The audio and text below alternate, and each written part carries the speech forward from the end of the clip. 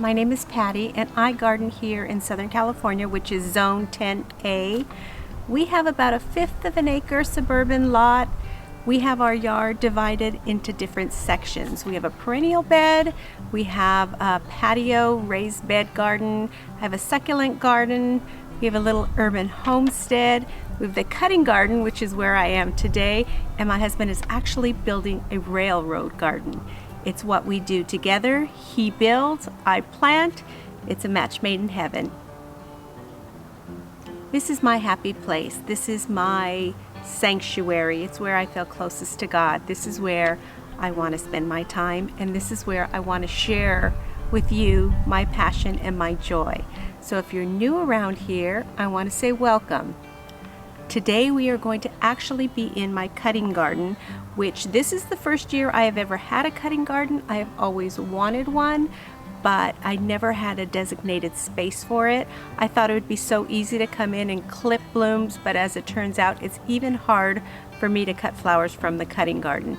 But we have just finished with spring bloomers, which are the foxgloves and snapdragons and all of those pretty soft, delicate things, and we are transitioning into more heat-tolerant perennial flowers, annuals that can withstand 100+ degree weather during the summer here in Southern California. So today I am going to share with you how I clean things out, what I have planted new, and just hopefully get you excited for what's to come.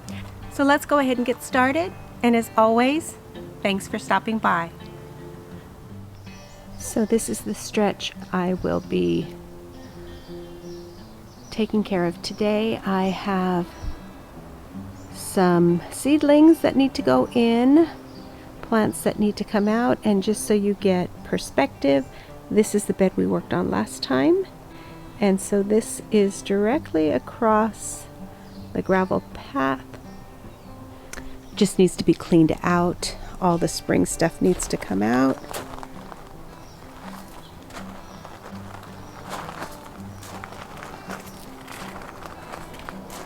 I have some more strawberries that I want to get in.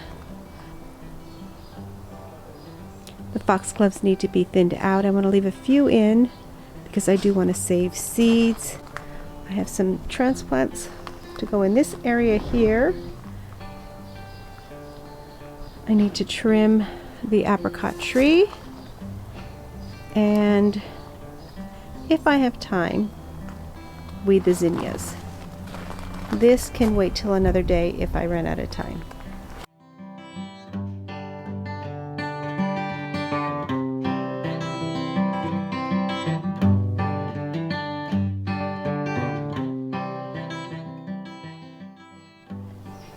This clematis was a gift from my mom for Mother's Day. It's still in a pot. Right now I only have this little trellis to train it on, but I think what I'm going to do is figure out a way to incorporate some kind of structure, twine, something to allow it to go up a little bit higher until I can get a permanent trellis for it, which probably won't be till I cut it back in the spring. So that is first what needs to go in the ground, so that means I need to clear out all of the spent iris.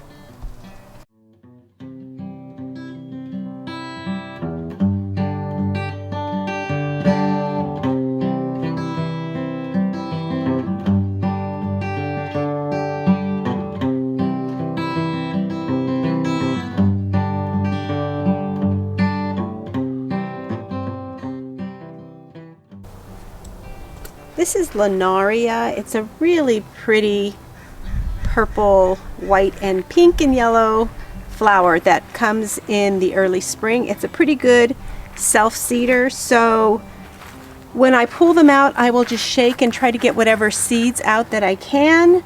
And then also this one I just cut up at the base because sometimes I will get a second growth of it.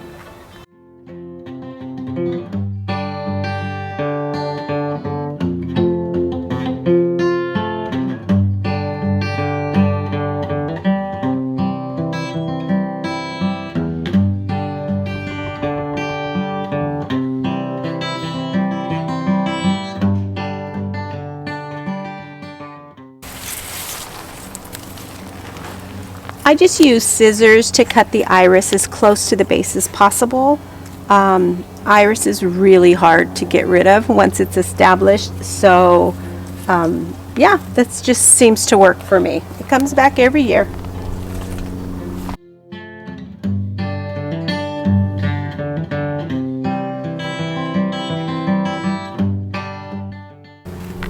This is Bachelor's Button, and it was kind of trapped under all the iris, so I will stake it up after I'm done and it will be just fine.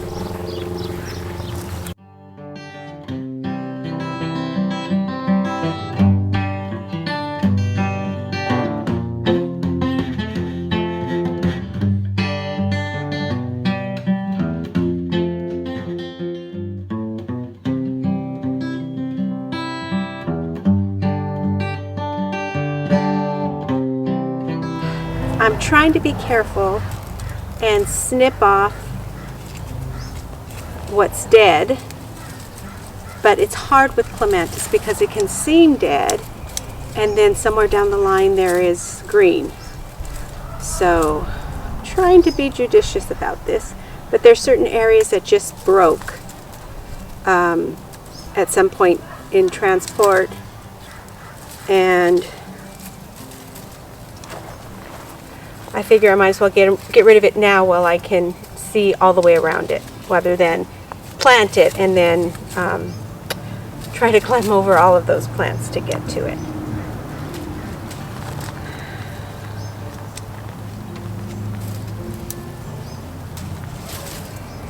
And clematis has these little tendrils that want to stick to other parts of the plant,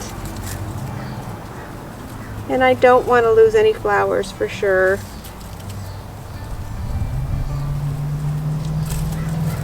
Kind of like unraveling a necklace that's all knotted up. Your instinct is just to cut the whole necklace apart. There we go. I think that's pretty good. Isn't that a beautiful flower?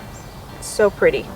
Okay, I think I've gotten, thought I had all of the dead off.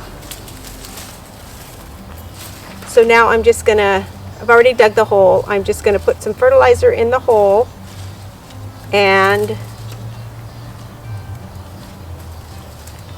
get it planted. I went in with the list, just got what was on the list, which is a couple of 6-packs of lobelia, 1 6-pack of cosmos, and then a tall upright plant to replace a foxglove in a pot. And I went with Angelonia, which I love. This was raspberry, and 2 bags of mulch. So I did good.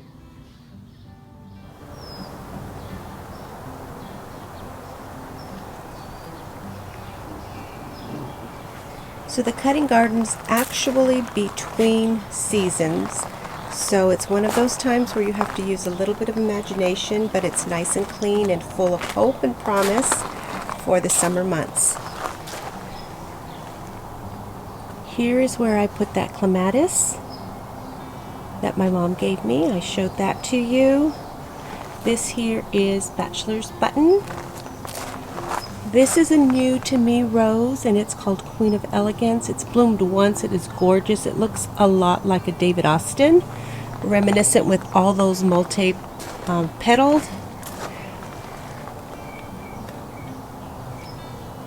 That is bee balm getting ready to bloom there. This is chamomile getting ready to bloom as well.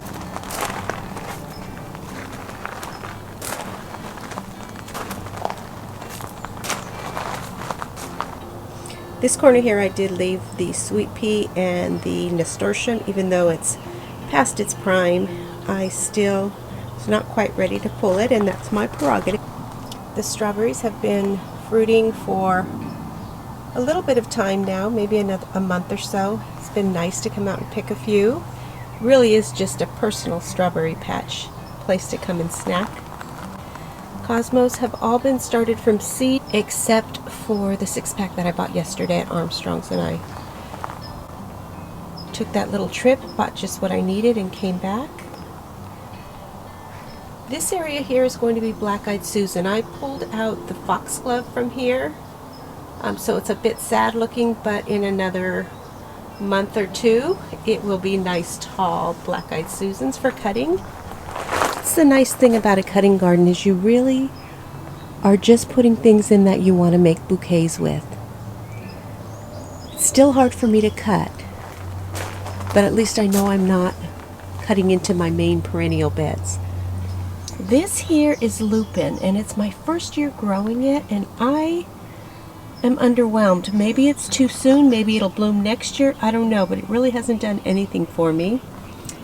This is Bells of Ireland, which I started from seed. I may have started too late. I think it's a spring blooming annual, but it's still there. Lisianthus has lots of blooms on it. Back here is kind of just a mishmash of everything that was left over, plus my dahlias. So if you see blank spots, it's because I think that there is a dahlia tuber in there, and that's the thing with bulbs and tubers. You kind of have to go by faith a little bit and try to remember exactly where it is that you put everything. And then the last section I have here is the zinnia bed. I did thin it some yesterday, and it needs a good weeding still, but they're getting nice and tall. I bordered them with any seedlings that I had left over. I think there's status in here, and looks like some bachelor's button.